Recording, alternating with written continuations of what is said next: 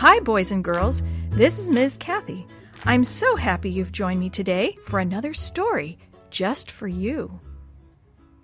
Today's story is Gina's Gift Garden. Gina had come to spend the summer with her grandmother. One day, while they were working in the garden, Gina saw one of grandmother's neighbors in his field next to grandmother's place. "Hello, Mr. Richards," Gina called and waved. "Oh, grandmother, you have so many nice neighbors and friends," Gina said, turning to grandmother. Grandmother smiled at Gina. "I am glad you like all my friends. I know they like you, too." For a while, Gina pulled weeds quietly with grandmother. Then she stopped. "Grandmother," she said suddenly, "you know what I would like to do?" "No, I don't, honey," grandmother answered. "I would like to give all my new friends a gift," Gina said, "but that would take a lot of money, and I have only 50 cents in my bank." "It would take a lot of money, Gina, if you bought gifts," grandmother agreed, "but you can give gifts without spending very much money." Gina was so surprised that her blue eyes opened wide. "How can I do that, grandmother? Oh, please tell me." "I will." Grandmother pointed to one corner of the garden. "See that part of the garden where no green plants are growing? That used to be a flower garden, but last summer I wasn't well enough to grow flowers. This year I have been thinking about planting it again, but so far I haven't gotten around to it." Grandmother paused and put her arm around Gina. "How would you like to grow your gifts for your friends?" "You mean grow flowers?" Gina exclaimed. Grandmother nodded. "I have some flower seeds, and you can buy some more. It doesn't cost much to grow flowers." Gina gave grandmother a big, big hug. Then she said, "Let's start planting right away." Grandmother and Gina worked nearly every day in their garden. Gina liked to look at the different flower plants and try to guess their names. "Is this a zinnia?" she would ask grandmother, and grandmother would tell her whether it was or not.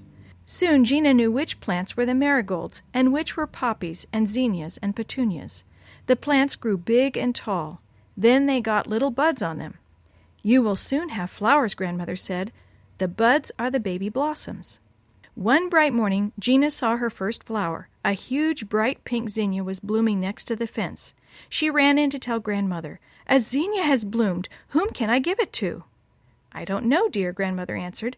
"Don't you think you should wait until you have enough blooms for a bouquet before you give any of your flowers away?" But Gina shook her head. She suddenly knew who she wanted to have her first flower. She borrowed grandmother's scissors and went to the garden. In a minute she was back.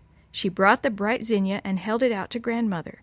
"This is for you," she said. "I want you to have the first flower, grandmother, because you helped me grow my gift garden."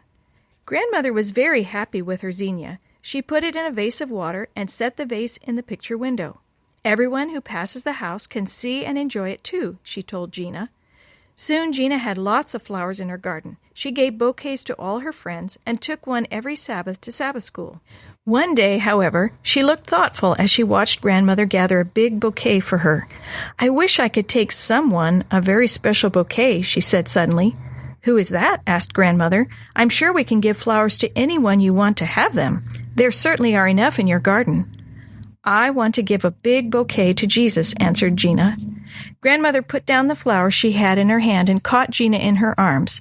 "Honey," she said softly, "you have given Jesus many bouquets. In fact, your whole flower garden belongs to Jesus because you have made so many people happy by giving them flowers from it. When we make others happy by doing something for them, it is just the same as if we were making Jesus happy." Gina smiled. "I'm glad I can give my garden to Jesus because I want to give him a gift most of all." The story you've heard today was first published as part of the Vacation Bible School program in the book God's World by the Review and Herald Publishing Association and the General Conference Sabbath School Department. If you are interested in any other products published by the Seventh-day Adventist Church, please visit AdventistBookCenter.com or call 1-800-765-6955.